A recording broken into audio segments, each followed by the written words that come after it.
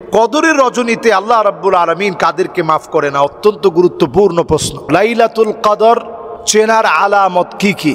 কোন সূরা দিয়ে এই লাইলাতুল কদরের নামাজ পড়ব? সূরা কদর কি পড়তেই হবে? এই নামাজের নিয়ত কি করব? কদরের রজনীতে আল্লাহ রাব্বুল আলামিন কাদেরকে মাফ করে না? অত্যন্ত গুরুত্বপূর্ণ প্রশ্ন। কদরের রাত্রিতে আল্লাহ রাব্বুল আলামিন কিছু মানুষ আছে যাদেরকে মাফ করেন না। সবাই আল্লাহ তাআলা মাফ করেন। আল্লাহ তাআলা মাফ করতে বড় ভালোবাসেন। আমরা দোয়ার মধ্যে পড়েছি, আল্লাহুম্মা ইন্নাকা আফুউন তুহিব্বুল আফওয়া ফাআফু আন্নী। আল্লাহ আপনি ক্ষমাশীল, ক্ষমা করাকে আল্লাহ আপনি ভালোবাসেন।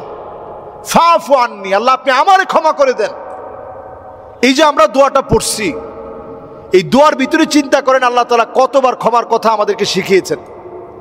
নবীজি এই দোয়াটা পড়তে বলছেন আম্মা জান আয়েশাকে যে কদরের রাত পেলে এই দোয়াটা পড়ো। তাহলে আল্লাহ তাআলা কত বেশি আমাদেরকে ক্ষমা করেন। ইন্নাল্লাহা ইয়াবসুতু ইয়াদাহু বিল-লাইল লিয়াতুবা মুসিউন নাহার। দিনের বেলায় আপনি গুনাহ করে ফেলছেন, আল্লাহ তাআলা রাত্রি বেলায় ডেকে ডেকে আপনারে মাফ করে দেন। গোলাম আয় আয় আমার দিকে আয়, তোর গুনাহগুলো আমি মাফ করে দিব। না বুঝে দিনের বেলায় তুই অন্যায় করে ফেলেছিস, এখন রাত হয়ে গেছে, আমার কাছে মাফ চা, আমি তোরে মাফ করে দিব। আল্লাহ তাআলা তো অজস্র বান্দাকে মাফ করবেন। দিনের বেলার গুনাহ রাত্রিবেলায় মাফ করেন, রাত্রিবেলার গুনাহ দিনের বেলায় আল্লাহ মাফ করেন। অজস্র বান্দাকে আল্লাহ তাআলা মাফ করেন, সবাই আল্লাহ তাআলা মাফ করে দেন। তবে এমন কিছু ব্যক্তি আছে যাদেরকে কদরের রাত্রিতে আল্লাহ তাআলা মাফ করবেন না। এর মধ্যে এক নম্বরে কদরের রাত্রিতে মাফ পাবে না এক নাম্বার ব্যক্তি হচ্ছে মুশরিক। যে লোকটা শিরক করবে, আল্লাহ ছাড়া অন্যের কাছে চাবে, আল্লাহ ছাড়া অন্যের কাছে ধর্ণা দিবে, অন্যের কাছে পাবে বলে আশা করবে, ওই ব্যক্তির আল্লাহ মাফ করবে না। দুই নম্বরে আল্লাহ তাআলা মাফ করবে না এই কদরের রজনী পাওয়ার পরেও আল্লাহ মাফ করবে না কারে? মুশাহিন, যেই লোকটা হিংসুক, আল্লাহ তাআলা তারে কদরের রাত্রিতেও মাফ করবে না। আল্লাহ রাব্বুল আলামিন কদরের রাত্রিতেও হিংসুকের মাফ করেন। এখন হিংসুককে, যে মানুষের শুধু ক্ষতি মনে চায় না, প্রকাশ্যে গিয়ে ক্ষতি করে, এর নাম হিংসুক। একটা মনে মনে তো প্রত্যেকের মনের ভিতরে তো এটা থাকেই যে আল্লাহ আপনি তারই এত দিচ্ছেন, আমারে দেন নাই। কিন্তু দেন নাই বলেই সে থামে নাই, সে গিয়ে দেন নাই বলেই সে থামে নাই, সে গিয়ে ওই ভাইয়ের যে প্রতিষ্ঠান আছে, বাড়ি আছে, অথবা তার সন্তানটাকে ক্ষতি করার নিয়তে আঘাত করছে। আহারে মুসলমান, আপনি যদি প্রথম কাতারে নামাজ পড়ে কোনো ভাইয়ের ক্ষতি করার জন্য শত্রুতা বশত গিয়ে আঘাত করলেন, আল্লাহ পাক কিয়ামতের দিন আপনার এর হিসাব নিবেন। লাইলাতুল কদরও আপনার মাপ নেই, আপনি একজন বঞ্চিত মানুষ। তিন নম্বরে আল্লাহর কাছে ক্ষমা পাবে না আকুন বিওয়ালিদাই। পিতা মাতার সাথে যে সন্তান খারাপ ব্যবহার করেছে, অন্যায় ব্যবহার করেছে, ধমক দিয়ে কথা বলছে, পিতা মাতাকে ধাক্কা মেরেছে, পিতা মাতার মুখে খাবার দেয় নাই, ইফতারি দেয় নাই, সাহারি দেয় নাই, নিজের পোশাক পরিচ্ছদ নিয়ে মার্কেটিং নিয়ে ব্যস্ত ছিল, এমন সন্তানের দিকে আল্লাহ রাব্বুল আলামিন এই লাইলাতুল কদরে আল্লাহ তারে মাফ করবে না। এরপরে আল্লাহ রাব্বুল আলামিন 4 নম্বরে মাফ করবে না যারা মদ, জুয়া, আফি, মেরেচুয়েনা, ড্রাগ এডিক্টেড হবে, এগুলোর বিজনেস নিয়ে থাকবে। এই লোকদেরকে আল্লাহ রাব্বুল আলামিন কদরের রাত্রি তো মাফ করবে না। 5 নম্বরে জালেম, যেই লোকটা অন্যায় করবে, অন্যায় করবে, অন্যায় করবে, জুলুম করবে, প্রতিনিয়ত মানুষের উপরে অন্যায় অবিচার জুলুম যারা করবে, এমন লোকদেরকে আল্লাহ রাব্বুল আলামিন কদরের রজনী তো মাফ করবে। এই হচ্ছে 5 শ্রেণীর মানুষ।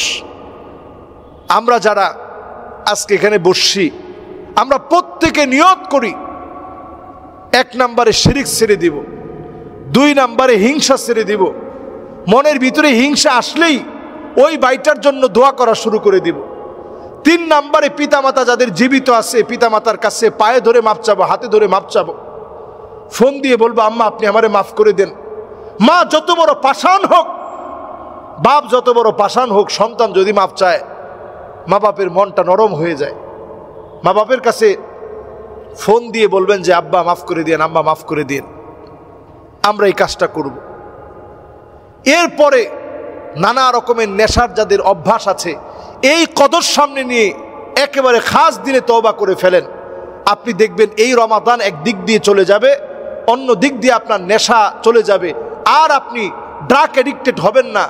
আফিম, মেরিজুয়ানা, ইয়াবা, ফেন্সিডিল, হেরোইন, মদ, এলএসডি সহ যত রকমের নেশা আছে, এর কোনোটাই ছাড়া কিন্তু আমাদের জন্য কঠিন না। আপনি শুধু নিয়ত করেন, আপনি পারবেন। জুয়া থেকে আপনি বের হয়ে আসেন। 5 নম্বরে অন্যায় করে ফেলছেন, ওই ভাইটা জীবিত থাকলে তার হাত ধরে মাফ চেয়ে নেন, ভাই আমি অন্যায় করে ফেলছি, আপনারে কষ্ট দিয়ে ফেলছি। এইভাবে আমরা ক্ষমা চেয়ে নেই, একজন আরেকজনের পাশে দাঁড়াই। অন্যায় করে ফেলছি যাদের সাথে, তাদের কাছ থেকে আমরা মাফ চেয়ে নিই। আল্লাহ তাআলা আমাদেরকে তৌফিক দান করুক, সকলে পড়ি আমিন। আলহামদুলিল্লাহ রাব্বিল আলামিন। আলহামদুলিল্লাহ, আমরা অনেকগুলো প্রশ্নের উত্তর দিলাম। আল্লাহ রাব্বুল আলামিনের কাছে আমরা এবারের প্রত্যাশিত কদর, শেষ সময়ের এই কদর আমরা চাই। আল্লাহ যেন আমাদেরকে ইনশাআল্লাহ এই কদরটা দান করেন। আল্লাহ যেন কদরকে সম্মান করার, ইজ্জত করার তৌফিক যেন আল্লাহ আমাদেরকে দান করেন। লাইলাতুল কদর চেনার আলামত কি কি? আমরা বেজর রাতের গুরুত্বপূর্ণ একটা সময় ইনশাআল্লাহ আমরা এখন পাব। প্রত্যেকটা বেজর রাত, 21-এর রাত হোক, 23-এর রাত হোক, 25-এর রাত হোক, 26-এর মানে 27-এর যে রাত, এই রাতটা হোক, 21, 23, 25, 27 আর হচ্ছে 29, এই 5টা রজনী আপনি আমি যদি একটু ইবাদত বন্দি করে কাটাই, কোন কোন আলামত দেখে আপনি রাতটাকে মনে করবেন যে এই রাতটা লাইলাতুল কদর? লাইলাতুন সামহাতুন তালকাতুন লা বারিদাহ, যেই রাতটা একেবারে ফর্সা মনে হবে। পূর্ণিমার চাঁদ উঠলে যেভাবে একেবারে ফর্সা ঝকঝকে মনে হয়, লাইলাতুল কদরের রাতটা এমন ফর্সা জলমলে একটা রাত হবে। 2 নাম্বার, এই রাতটা নাতিশীতোষ্ণ একটা আবহাওয়া থাকবে, না ঠান্ডা না গরম, সুন্দর একটা নাতিশীতোষ্ণ একটা আবহাওয়া থাকবে। সূর্য দিনের বেলায় উঠলেও এর বিকিরণ একেবারে গরম লাগার মতো হবে না, সূর্যটা অনেকটা মিষ্টি মিষ্টি লাগবে আপনার কাছে। লাইলাতুল কদর, আপনার মন ছুঁয়ে যাবে যে এটাই লাইলাতুল কদর হতে পারে। এজন্য আসলাফ উলামায়ে কেরাম, পূর্বোক্ত উলামায়ে কেরাম শুধু এক রাতকে লাইলাতুল কদর মনে করেননি, বেজর সব রাতগুলাকেই ওনারা গুরুত্ব দিয়েছেন সমানভাবে।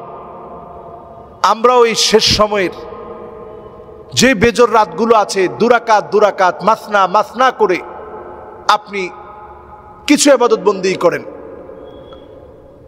আরো কিছু আলামত আছে। লাইলাতুল কদর মানুষকে মসজিদের দিকে টানবে, যারা আল্লাহ ওয়ালা, সবসময় নামাজি, সবসময় দিনের পথে থাকে। এই দিনের পথে থাকা ব্যক্তিরা মসজিদমুখী হবে। কদর কিন্তু সবার কাছ থেকে হাতছাড়া হয় না। আল্লাহর অনেক গোলাম প্রত্যেক বছর কদর পেয়ে যান। কদর যেমন দামি, 86 বছরের চাইতে যেমন দামি, 1000 মাসের চাইতে যেভাবে উত্তম, এ কদর কিন্তু সবার কাছ থেকে হাতছাড়া হয় না। অনেকে কদর একেবারে খুঁজে পেয়ে যায়, আপনিও পেয়ে যাবেন যদি এখন থেকে আপনি এগুলো তালাশ করেন। আর প্রত্যেকটা রজনীতে 2 রাকাত 2 রাকাত করে নামাজ পড়েন, আল্লাহর কাছে পানাহ চান। বেশি বেশি করে এই সময়ে নবীজির শিখানো দোয়াটা পড়েন, আল্লাহুম্মা ইন্নাকা আফুন কারীম তুহিব্বুল আফওয়া ফা'ফু আন্নী, আল্লাহুম্মা ইন্নাকা আফুন তুহিব্বুল আফওয়া ফা'ফু আন্নী, আল্লাহুম্মা ইন্নাকা আফুন তুহিব্বুল আফওয়া ফা'ফু আন্নী। এই দোয়াটা বেশি বেশি আমরা পড়ি। আল্লাহ পাকের কাছে আমরা এই সময়ে ফরিয়াদ করি, আল্লাহ যেন আমাদের দোয়াগুলো আল্লাহ তাআলা যেন কবুল মঞ্জুর করেন। আমিন আমিন। আসসালামু আলাইকুম ওয়া রাহমাতুল্লাহি ওয়া বারাকাতুহু। লাইলাতুল কদরে যে নামাজ আমরা পড়ি, এই নামাজের নিয়ত কি করব, কোন সূরা দিয়ে এই লাইলাতুল কদরের নামাজ পড়ব? সূরা কদর কি পড়তেই হবে? আসলে লাইলাতুল কদরের নির্দিষ্ট কোনো রাকাত সংখ্যা, নামাজের কোনো রাকাত সংখ্যা নেই। মাসনা মাসনা, দুরাকাত দুরাকাত করে আমরা নামাজ পড়ব। এই নামাজের জন্য আলাদা কোনো নিয়ত নেই। নাওয়াইতু আন উসাল্লি লিল্লাহি তাআলা সালাতাল কদর, এরকম কোনো নামাজের নিয়ত নেই। তাহলে কি নিয়ত করব? আপনি যে দাঁড়াইছেন আল্লাহর কাছে, যে আল্লাহ আমি দাঁড়াইছি, বেজর রাত্রে কদর তালাশের জন্য আমি দাঁড়িয়ে গেছি।